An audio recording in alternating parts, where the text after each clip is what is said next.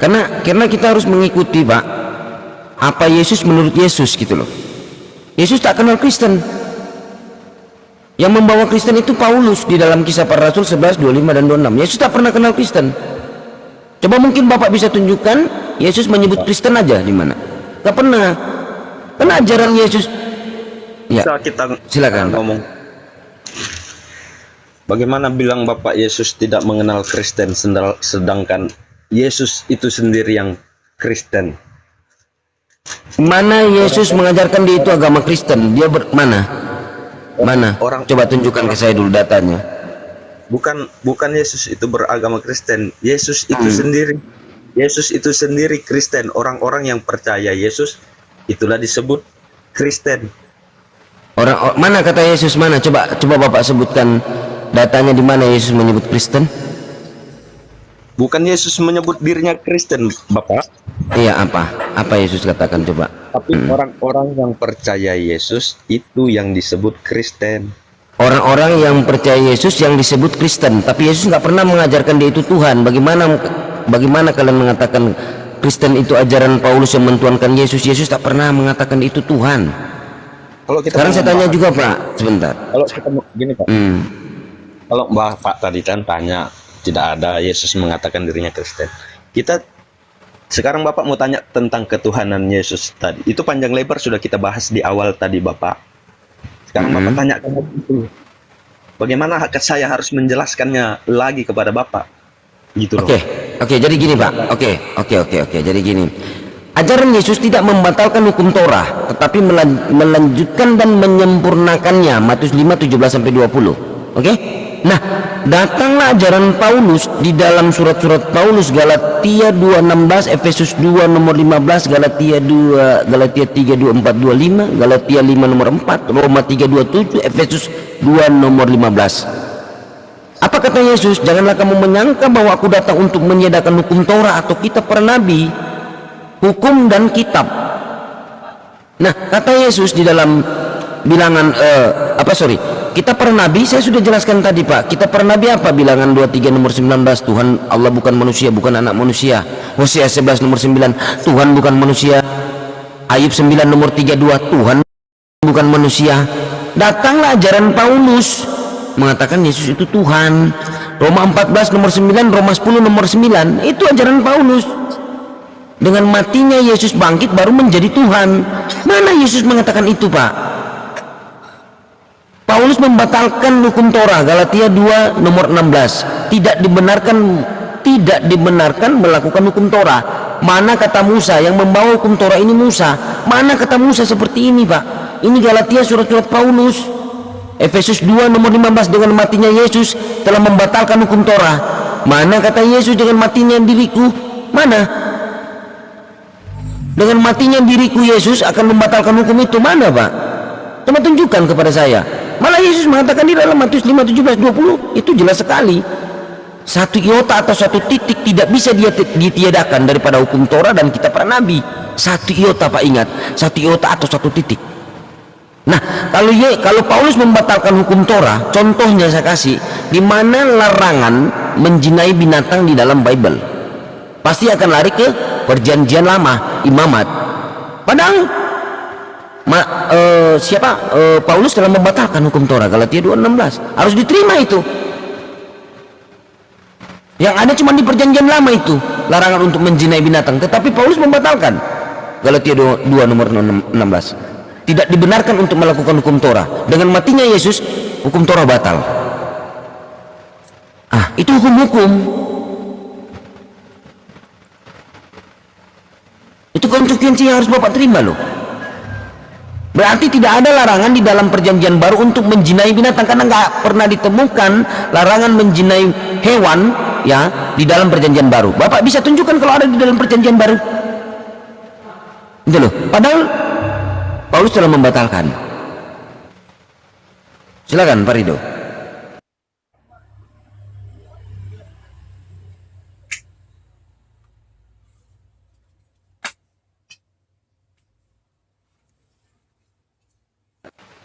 Oke, saya tambah sedikit ya.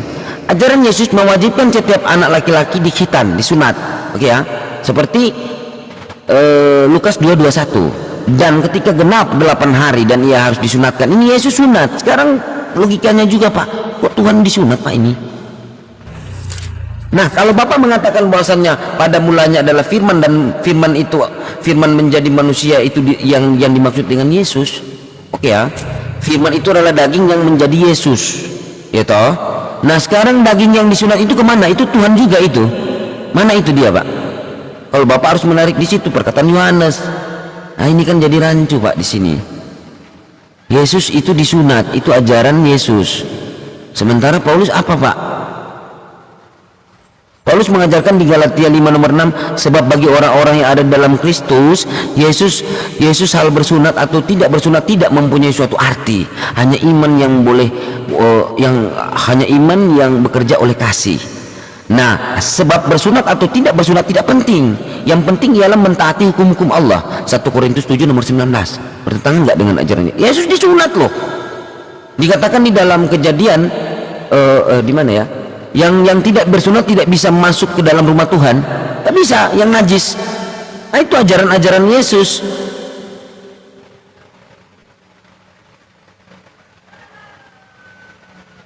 Yesus tidak pernah mengajarkan dosa waris.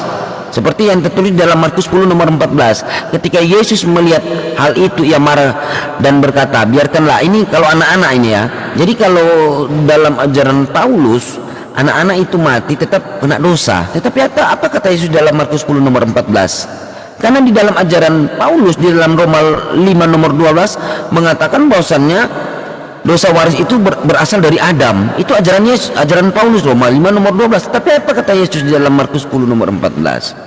Biarkan anak-anak itu datang kepadaku, jangan menghalang-halangi mereka, sebab orang yang seperti itulah yang empunya kerajaan Allah. Kan gitu. Nah, apa kata Musa di dalam Ulangan 24 nomor 16? Janganlah ayah dihukum mati karena anaknya, jangan pula anak dihukum mati karena ayahnya. Setiap orang harus dihukum mati karena dosanya sendiri. Yesaya 18 nomor 20. Orang yang berbuat dosa itulah yang harus mati. Anak tidak akan ikut menanggung kesalahan ayahnya, dan ayah pun tidak akan ikut menanggung kesalahan anaknya. Orang benar akan menerima berkat kebenarannya, dan kefasikan orang fasik akan tertanggung di atasnya. Nah, sementara ajaran Paulus di dalam Roma 5 nomor 12 ini bunyinya, sebab itu sama seperti dosa telah masuk ke dalam dunia oleh satu orang. Satu orang ini siapa? Adam.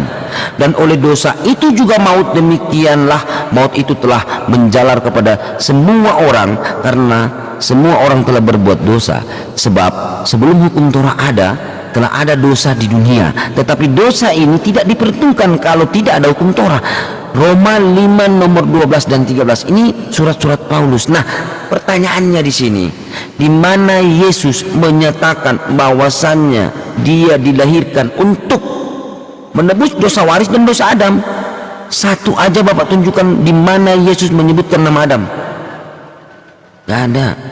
Yang ada cuman Roma 5 nomor 12 ini, ajaran Paulus. Galatia 3 nomor 13. Kristus telah menebus kita dari hukum Torah dan dengan jalan menjadi kutuk karena kita, sebab ada tertulis, terkutuklah orang yang digantung pada kayu salib. Ini sebenarnya penghujatan kepada Yesus, dan Paulus mengatakan orang yang gondrong itu adalah orang yang hina. Nah, sekarang kalau kita lihat di dalam foto-foto Yesus, karena itu gondrong, rambutnya panjang, tapi apa kata Paulus? Sebenarnya ini suatu apa ya, konspirasi di sini. Kalau saya lihat lah, antara ajaran Paulus ini, itu loh. Yesus mengajarkan ibadah puasa berwujud sujud dan berdoa saat bersujud. Ini di dalam Matius 6 nomor 17. Tetapi apabila engkau berpuasa, minyakilah kepalamu dan cucilah mukamu. Matius 6 nomor 17.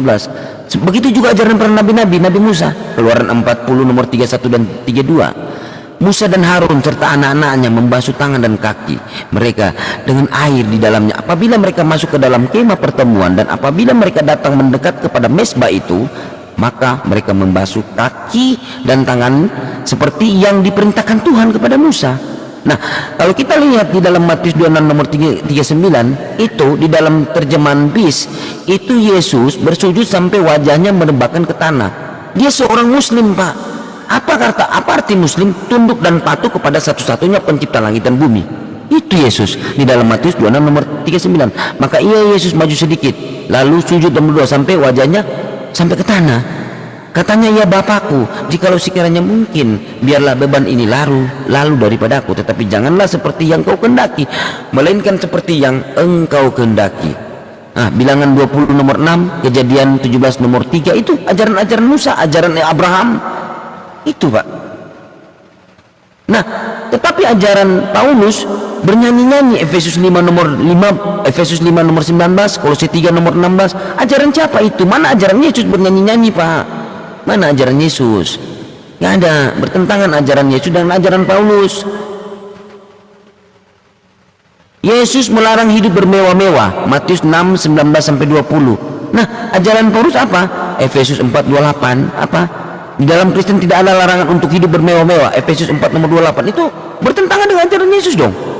Yesus mengajarkan agar sebelum dikuburkan jenazahnya harus dikafani lebih dulu, Matius 27 nomor 9, Yohanes 19 nomor 40.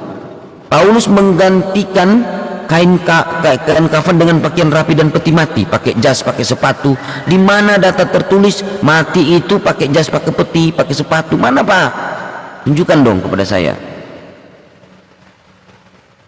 Yesus tidak pernah, kalau kita lihat di dalam ajaran Yesus, Yesus tidak pernah membatalkan hukum rajam, Yohanes 8 nomor 5. Musa dalam hukum Taurat memerintahkan kita untuk mempelajari perempuan-perempuan yang demikian. Apakah pendapatmu Yesus tentang hal itu? Yohanes 8 nomor 5, Yohanes 8 nomor 7. Nah, Paulus apa Pak? Paulus menetapkan bahwa di dalam Kristen tidak ada hukum rajam, Galatia 2 nomor 16. Ini batal. Yesus menjalankan hukum kisas, Matius 5 nomor 38. Mata ganti mata, gigi ganti gigi, tangan ganti tangan, kaki ganti kaki. Keluaran Keluaran ajaran Musa juga, Keluaran 21 nomor 4, Keluaran 24 nomor Imamat 24 nomor 20. Tapi Paulus apa Pak? Membatalkan hukum kisas sekaligus melemahkan mental umat Kristen untuk bangkit melawan kezaliman. Matius ini ajaran Paulus, Matius 5, Yesus membawa agama baru. Yesus tidak membawa agama baru, Matius 5:17 sampai 20. Paulus Kisah Para Rasul 11:26 membawa ajaran Kristen. Itu mungkin yang bisa saya paparkan ke Bapak. Silakan Bapak tanggapi. Mungkin terlalu panjang Pak, silakan.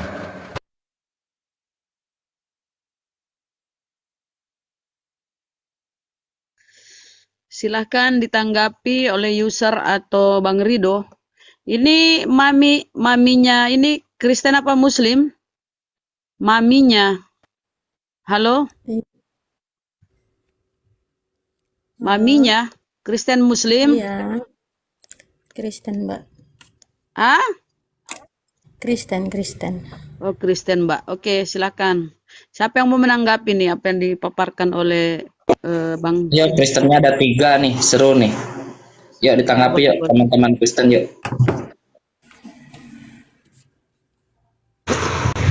Apa yang mau ditanggapi? Barusan kami dengar ceramah ini sudah sampai mau tidur. Iya. Oh, gini. Gini, kalian kan mengatakan gini, aku rangkum sedikit ya. Aku rangkum sedikit aja. Kalian mengatakan Kristen itu adalah pengikut Yesus. Kan begitu. Tetapi secara permukaan dan secara teks itu yang kalian ikutin malah bukan Yesus gitu, malah mengikutin Paulus. Contoh-contohnya seperti yang tadi sudah dideskripsikan oleh Bang Sidik gitu, mulai dari sunat, mulai dari menganggap Yesus Tuhan begitu. Kenapa bisa begitu gitu? Kalau mau kalian definisikan Kristen itu adalah pengikut Paulus, nah clear gitu. Nah gitu, silakan. Kita sapa dulu Ismail. Selamat siang, assalamualaikum. Assalamualaikum. Kalian para muslim di situ yang berani mubahala sama saya bahwa Muhammad adalah nabi asli, ayo kita mubahala. Muhammad adalah nabi palsu. Ayo kita mubahala. Kalau Muhammad nabi asli, besok saya tewas. Sekarang giliran kamu katakan Yesus bukan Allah. Mana? Gak apa-apa, santai aja. Di mana datamu, Dek? Datamu aja. Aduh, Turunkan lagi tadi itu orang itu, kesian. Kita kan diskusi baik-baik ya. Kita nggak ada menghujat. Gini, di dalam Islam dilarang untuk menghujat. Kita hanya diskusi baik-baik. Apa Yesus menurut Yesus, kan gitu. Yang saya bawakan tadi kan di dalam data-data teman-teman Kristen, ya. Itu data-datanya loh. Silakan bantah gitu kan. Kami nggak menghujat karena di dalam Islam dilarang untuk menghujat sesembahan orang lain. Itu loh. Kalaupun kalian menghujat, kami akan bawakan dengan data-data kalian aja. Itu loh. Itu. Karena di dalam Islam jelas, nggak bisa menghujat, nggak bisa. Gimana bang? Kami mau menghujat, kami. Mbak, sorry, bukan bapak yang tadi itu. Oh, oke bang. Lanjut. Itu direspon dulu, itu kalian ngikutin judulnya, kalian mengikuti Yesus karena Kristen, tapi faktanya kenapa kalian malah mengikuti Paulus gitu yang bertentangan dengan ajaran Yesus gitu. Itu direspon dulu teman-teman. Ya, atau gini, kita sepakat dulu kalau ibu ini Tritunggal atau Warnas, Bu? Tritunggal. Oke, Tritunggal. Pak Rido? Tritunggal. Pak Rido atau Pak User? Tritunggal saya bang. Tritunggal. Oke. Nah, oke, mungkin tadi udah penjelasan tadi ya, mungkin Bapak bisa ya gimana? Bukan Ya, mungkin oke, mungkin belum ada tanggapan tentang paparan tadi. Begini Pak, kalau Tritunggal, sekarang saya tanya dulu ke Ibu ya, pemaparan Ibu tentang Tritunggal bagaimana Bu? Silakan, baru kita ke Pak Rido supaya kita dulu ya, tahu dulu gitu loh, bagaimana Bu tentang Tritunggal menurut Ibu? Silakan. Tritunggal itu Allah, Bapa, Anak, dan Roh Kudus bang. Itu yang kayak iman sebagai. Oke, ini dari Pak Rido ya. Sekarang begini Pak, kalau konsep Tritunggal itu Bapa bukan anak, anak bukan Roh Kudus bukan Bapak, betul ya? Tidak bang, itu satu kesatuan. Bukan. Itu menurut pemikiran Bapak itu seperti itu, tapi kalau kami orang Kristen, kami percaya itu satu, gitu Pak. Iya, begini Pak, betul. Kalau dalam konsep silakan Bang Kipin. Oke, saya kasih gambarnya ya. Saya ini Bapak bukan anak, anak bukan Roh Kudus bukan Bapak kan? Ini perisai Trinitas, ini perisai Tritunggal. Nah ini. Tapi satu hakikat gitu loh. Tiga pribadi yang berbeda, satu hakikat kan gitu. Di sini Bapak bukan anak, anak bukan Roh Kudus bukan Bapak. Ini Pak, perisai Trinitas.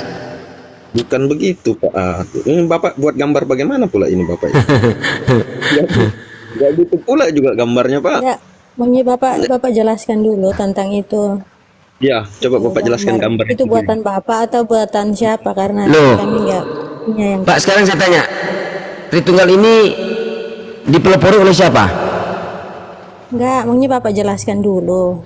Bapak jelaskan dulu biar Gini Bu, makanya setiap Tritunggal itu berbeda-beda penjelasannya. Memang mereka mengatakan, kebanyakan pendeta mengatakan Bapak Bapak bukan anak, anak bukan Roh Kudus bukan Bapak.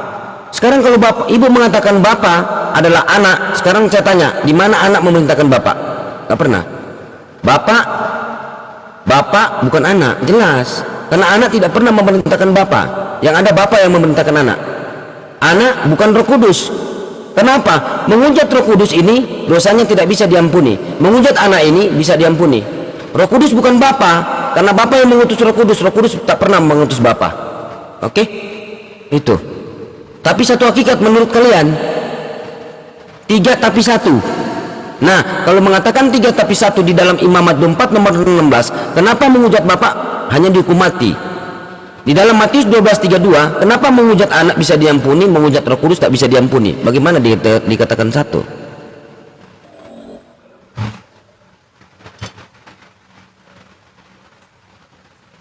Satu dari mana? Di mana anak memerintahkan Bapak? Yohanes 12:49-50.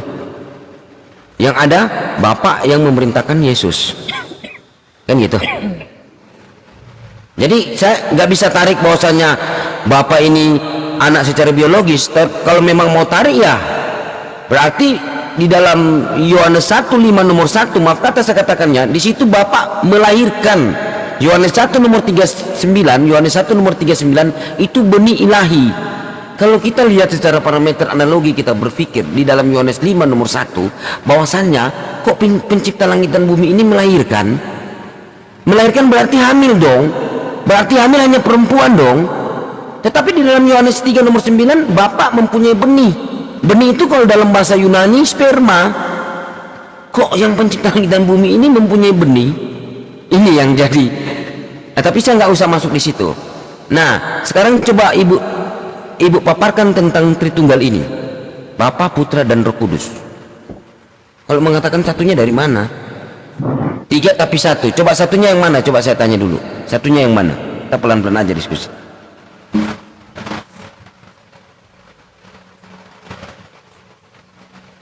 3 tapi 1, Bapa, Anak, Roh Kudus. Satunya yang mana coba? Larinya kemana itu yang satu misalnya?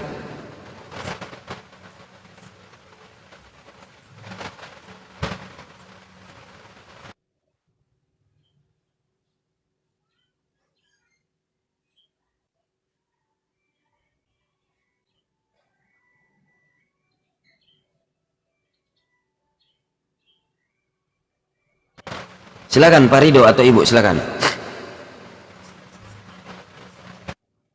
Ini yang Kristen yang 3 ini apa ya? Dia terpesona dengar suaranya Bang Sidik atau gimana nih? Sampai nggak bisa jawab. User Rido, Bunda, silakan. Makasih Bang I am Black. Makasih. Silakan. Mami, Bunda, Iya. silakan ditanggapi, Bun.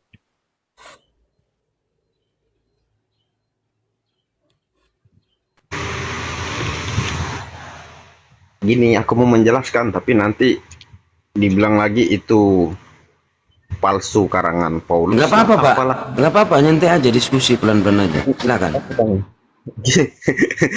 Jadi sulit rasanya berkata kepada lalat kalau madu itu lebih manis daripada sampah.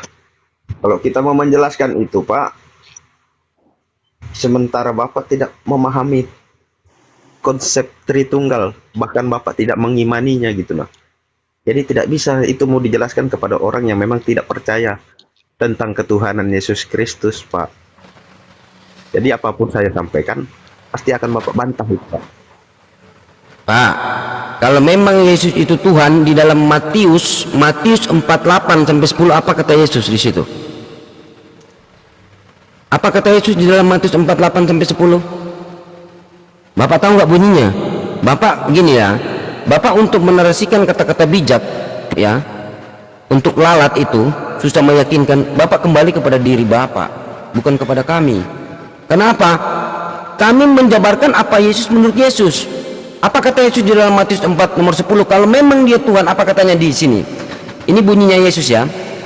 Berkatalah Yesus kepada iblis itu, "Enyalah iblis, sebab ada tertulis engkau harus menyembah Tuhan Allahmu dan hanya kepada Dia sajalah engkau berbakti." Kalau memang Yesus itu Tuhan dan Allah itu sendiri, harusnya dia berkata, "Hai iblis, sebab ada tertulis engkau harus menyembah Aku Tuhan Allahmu dan hanya kepadaku sajalah engkau berbakti." Itu kalau memang dia Tuhan, tetapi faktanya tidak. Apa kata Yesus? "Enyalah iblis, sebab ada tertulis engkau harus menyembah Tuhan Allahmu dan hanya kepada Dia sajalah engkau berbakti." Siapa Dia? Ya Tuhan Allah, bukan Yesus. Yohanes 17 nomor 3, inilah hidup yang kekal itu, yaitu bahwa mereka mengenal engkau satu-satunya Allah yang benar, dan Aku Yesus hanyalah utusan Allah. Itu Markus 12:29. Saya katakan tadi, cuman satu hukum yang terutama. Sema Israel, Adonai Eloheinu Adonai Ehad. Dengarlah hai orang Israel, Tuhan Allah kita itu bukan Tritunggal. Tuhan Allah kita itu bukan 100% manusia, 100% Tuhan. Tuhan Allah kita itu bukan binatur. Tuhan Allah kita itu, Tuhan itu Esa. Dengarlah hai orang Israel, Tuhan Allah kita itu bukan Tritunggal. Tuhan Allah kita itu bukan 100% manusia, 100% Tuhan. Tuhan Allah kita itu bukan binatur. Tuhan Allah kita itu, Tuhan itu Esa.